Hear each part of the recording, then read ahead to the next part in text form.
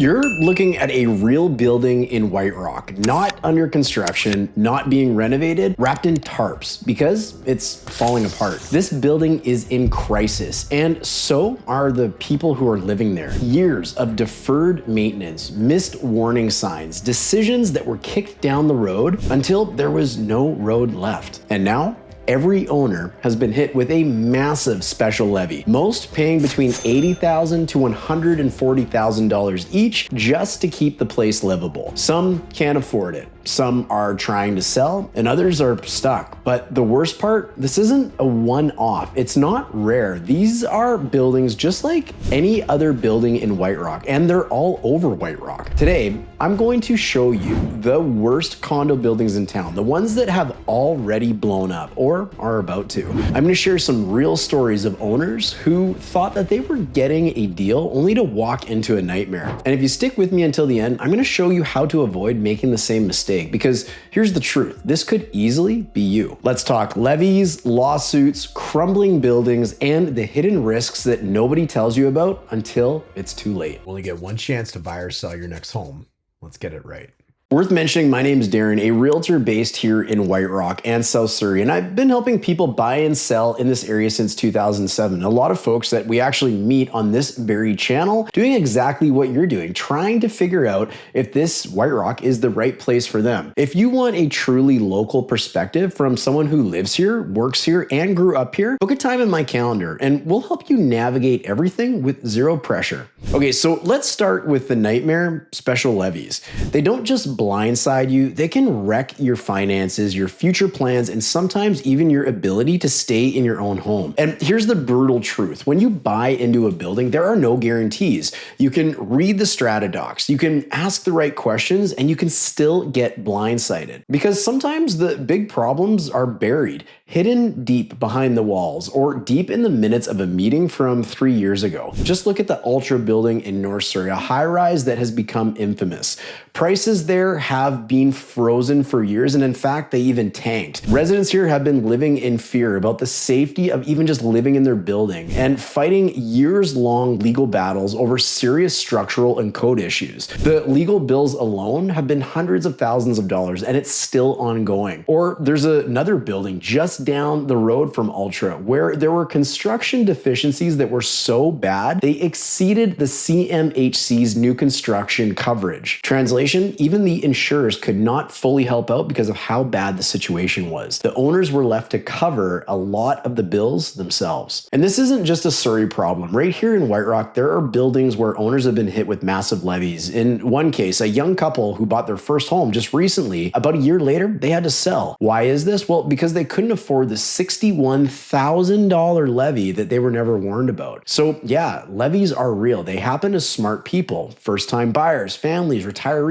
all because something was missed or ignored at the time of purchase. So how does this actually happen? How does a building go from just needs a little work to every owner here owes us six figures? Well, here's how. Most of the time, it's not one big thing. It's a bunch of little things slowly ignored until it becomes too late. A recent investigation from Business in Vancouver confirmed what many of us already see on the ground. More and more strata corporations in British Columbia, especially in older buildings, are running dangerously low on reserve funds. Some are literally out of money. And that's not me being dramatic. That's what professional strata managers are saying across the province. And the biggest red flags, they don't always look scary. It starts with deferred maintenance, like something like a small leak or a patch job that never quite gets finished. And then all of a sudden you're replacing windows and then the roof and then the entire building envelope, or even worse, you're digging up the underground parkade membrane. And that's where things go from manageable to catastrophic. Some of the most vulnerable buildings tend to be age restricted, often with owners who are on fixed incomes. So when it comes time to vote on a $3 million repair, it's a hard no. Year after year, upgrades get pushed down the road and pushed and pushed. And you also see this happen sometimes with self-managed buildings or ones that are finance-only strata companies. And at times you often see this with self-managed buildings. This is where people kind of play strata management by night after they get home from their day job. You also can see it with ones that are professionally managed, but only by management companies that really just take care of the books. This means there's no oversight, there's no plan, there's no experience here, just well-meaning volunteers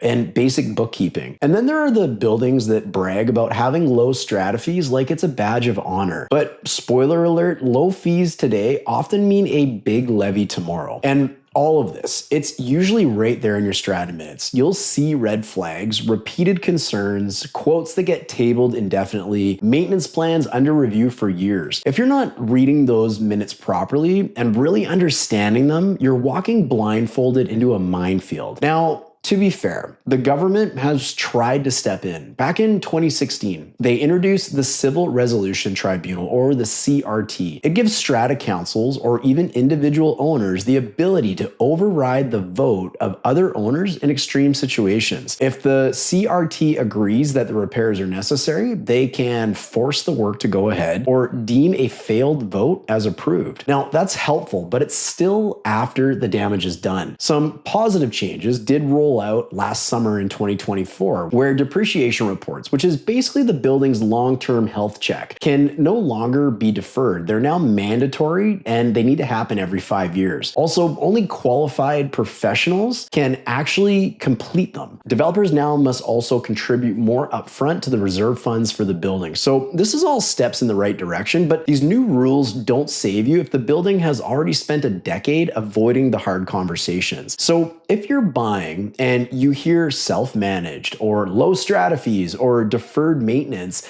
that's not a deal. That's a big warning sign. Because here's the harsh reality. If you can't afford a levy when it hits, you don't just opt out. People dip into savings, they take out loans, and in too many cases, they also lose their homes through foreclosure. Now, before we keep going, if you're even thinking about buying a home in BC, do yourself a favor and grab a copy of our free guide, 21 Grants and Rebates for Home Buyers. We've dug up every hidden program and incentive, both federal, provincial, and niche, and packed them into one simple PDF with links, saving tips, and quick wins. It's totally free and could save you thousands of dollars. So download it using the link in the description below this video. Okay, back to White Rock, because this hits close to home. There are buildings right now where owners are facing special assessments close to $100,000 per unit. Some have paid, others are trying to sell before the next one hits. In fact, one prominent high-rise in White Rock is currently under a lawsuit related to faulty sprinklers and leaks just years after it was originally constructed. And others, like the one I identified at the start of this video, you can actually spot them from the street because they're wrapped in tarps and surrounded by scaffolding. To a passerby, it looks like renovations, but locals know that's a financial gut punch in progress. Now, I'm not going to name names or release building addresses in this video, and here's why. The people living there have already dealt with enough. Broadcasting their building publicly does not help anyone. But if you're seriously looking in White Rock or South Surrey and you want to avoid the landmines, just send me a direct message and I'll make sure you know which buildings to avoid and where the real opportunities are. Because trust me,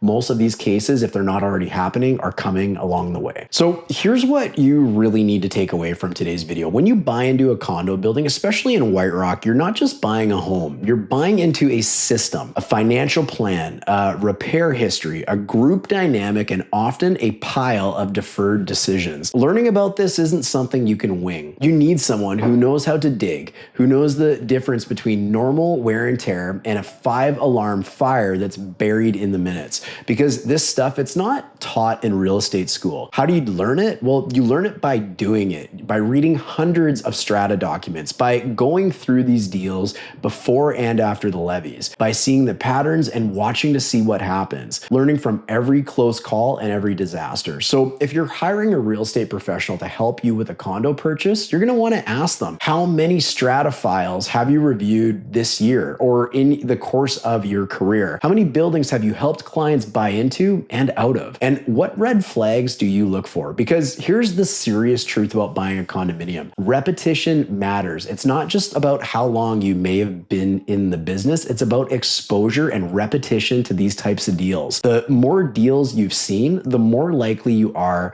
to spot the landmines. If you want someone who knows the road and where the potholes are, you can book a call with me and my team by using the link below in the description. And together we'll walk through everything you need to know about buying a strata. And we'll make sure that you've got both the clarity and the confidence to move forward. Now, if condos feel a little too risky, or you're thinking of switching gears, I've got good news for you. The next video, the one coming up next, breaks down my 3 favorite townhome complexes in South Surrey and White Rock. These are places that I recommend to people that I care about. So that video is coming up right now, and I'll see you over there. There are more townhomes going up in South Surrey and White Rock than ever before, but not all of them are worth your money.